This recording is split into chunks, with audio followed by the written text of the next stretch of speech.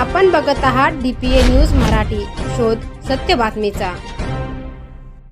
नाशिक महानगरपालिकेच्या निवडणुकीचे बिगुल वाजले असून प्रत्येक उमेदवार प्रचारात व्यस्त असतानाच बीजेपीचे प्रभाग क्रमांक 10चे उमेदवार समाधान देवरे यांनी प्रचारापेक्षा जनतेच्या सेवेला प्राधान्य दिल्याचं पाहायला मिळालं आहे। नाशिकच्या सातूर भागातील अशोकनगर परिसरात रस्त्यावर मोठ्या प्रमाणात पाण्याचा लोढा वाहत असल्याने नागरिकांना मोठ्या अडचणींना सामना करावा लागत होता। अपघातांचा धोका वाढला होता आणि याआधीही या ठिकाणी अनेक अपघात झाल्याची माहिती समोर आली आहे। ही गंभीर बाब समाधान देवरे यांच्या लक्षात येताच त्यांनी तात्काळ प्रसार माध्यमांच्या माध्यमातून महानगरपालिकेशी संपर्क साधला। त्यानंतर प्रशासन तात्काळ कामाला लागले आणि काही वेळातच या ठिकाणी दुरुस्तीचे काम सुरू झाले। या तात्काळ हस्तक्षेपामुळे संभाव्य अपघात टळले असून नागरिकांनी समाधान देवरे यांचे आभार मानले। प्रचाराच्या धावपळीत जनतेच्या प्रश्नांवर थेट कृती करणं म्हणजेच खरं नेतृत्व असल्याचं नागरिकांचे म्हणणे आहे।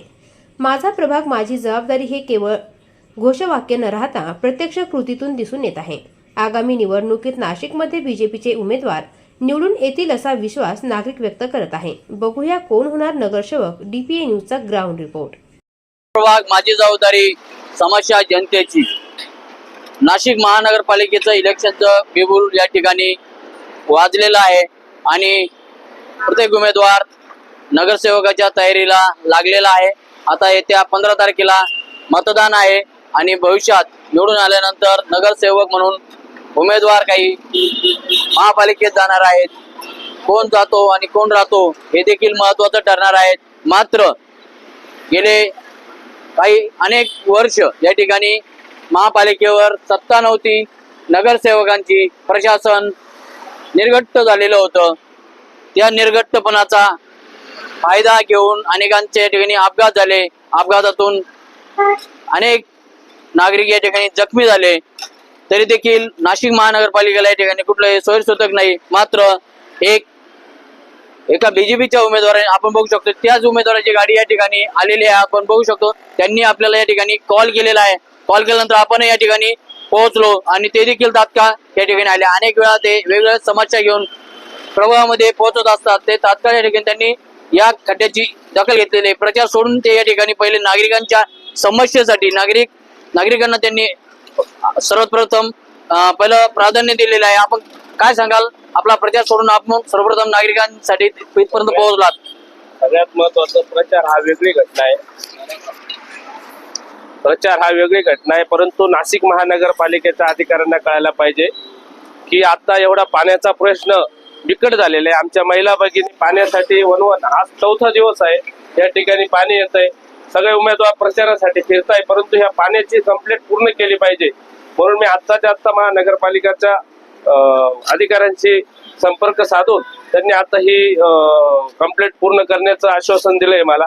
कारण इथं जर पाणी लिकेज राहिलं तर परंतु पुढे आमच्या महिला भगिनींना प्रेशर येत नाही।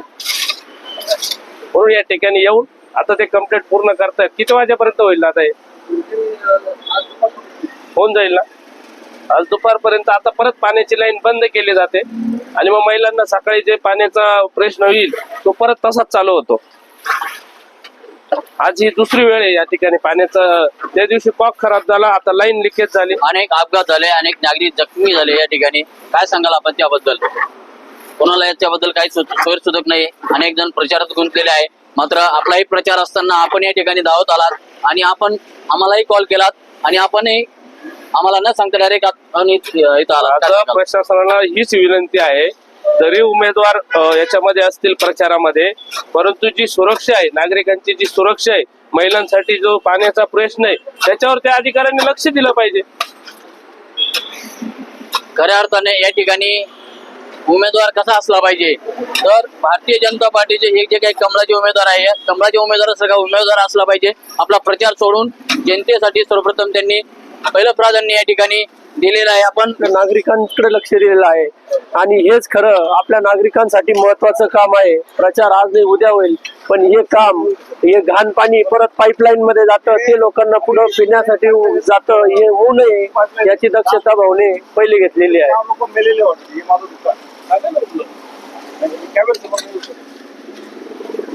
या ठिकाणी असलेली जी काही पाईपलाईन आहे, या पाईपलाईन मुळे अनेक अपघात झाले। पाणी नेहमीच लिकेज होतं।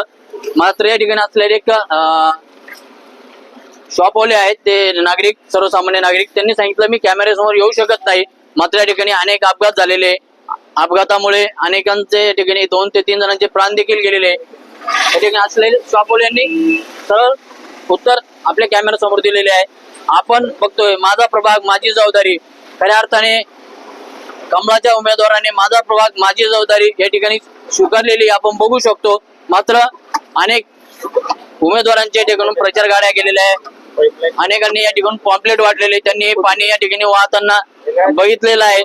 हे पाणी थेट अंबिका शूट ते थेट त्र्यंबक रोड पर्यंत हे पाणी पोहोचलेलं आहे. पण सांगा, कंट्रक्टरच्या माणसांना पाठवतात, तो खड्डा करतील, रिपेअर करतील आणि तो खड्डा लगेच क्लिअर प्लेन झाला पाहिजे, नाही तर त्या ठिकाणी परत मोटरसायकल कुठेतरी गाडी जाते, तो ऍक्सिडेंट होतो.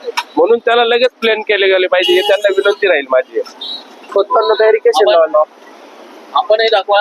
एक हे बघा, तिथपर्यंत आज कितवा दिवस आहे विचार करा पाहिजे. हा माणसाने घ्यायला पाहिजे. कारण तर बीजेपी पहिल्याचा फायदा चुकीचं आहे. पाणीचं वाया प्यायला पाणी लोकांना 2-2 दिवस ते नदीचं काम चालू आहे तिकडं. अंबर संजीवनगर जाऊन बघा, तिकडे पाणीच नाही त्यांना. आता बीजेपीचे उमेदवार या ठिकाणी आले आणि त्यांनी ही दखल घेतली, काय सांगाल? एकदम चांगलं बेस्ट काम आहे त्यांचं. तेच पुढे येते ना, पुढे त्यासाठी तेच करू राहिले ना. मोदी साहेबच सगळं करू राहिले आता. त्याचे बीजेपी पुढेच, आणखी कोण पुढे येणार आहे? नक्कीच बीजेपी या ठिकाणी पुढे आहे. प्रभाग क्रमांक 10 मध्ये स्वतःचा प्रचार सोडून या ठिकाणी काम करू राहिले. सगळे प्रचार करत फिरते, सगळेजण प्रचार मध्ये फिरते. हे कामासाठी येऊ राहिले, हीच मोठी गोष्ट आहे त्यांच्यासाठी. बीजेपीची सर्वजण प्रचारात गुंतलेले आहे. बीजेपी सरकार येणार आहे, बाकी कोणी येऊ शकत नाही. बीजेपीच येणार आहे, नक्की बीजेपीच आहे पुढे. हा प्रभाग क्रमांक 10 आहे. प्रभाग क्रमांक 10 मध्ये कोण येणार? बीजेपी न प्रभाग पूर्ण आवाज इंडिया बीजेपीच येणार आहे. या ठिकाणी बीजेपीवरच नागरिकांची भावना प्रभाग क्रमांक 10 मध्ये दिसत आहे. जबाबदारी पाडण्यासाठी या ठिकाणी कोणीही तयार होत नाही. हा जो खड्डा आहे, हा खड्डा नाशिक महानगरपालिकेने तात्काळ खोदल्यानंतर हा बुजवला गेला देखील पाहिजे, नाहीतर पुन्हा या ठिकाणी तो खड्डा तसाच राहिल्यानंतर अपघात देखील होण्याची शक्यता या ठिकाणी नाकारता येत नाही. महापालिका कॉन्ट्रॅक्टरला पैसे देतात, मात्र कॉन्ट्रॅक्टर व्यवस्थित काम करतात की नाही हे देखील महापालिकेने बघितलं पाहिजे. अशा गोष्टी मात्र बऱ्याच वेळा होताना दिसत नाही. खड्डे तर खोदले जातात, खड्ड्यात मात्र माणसं पडली जातात आणि पुन्हा त्यांच्या जीवाला धोका निर्माण होतो. अशा देखील घटना घडतात. आपण बघत होतो माझा प्रभाग माझी जबाबदारी. ताज्या घडामोडी व अपडेट जाणून घेण्यासाठी आताच DPA न्यूज चॅनलला सबस्क्राईब करा आणि बेल आयकॉन क्लिक करायला विसरू नका.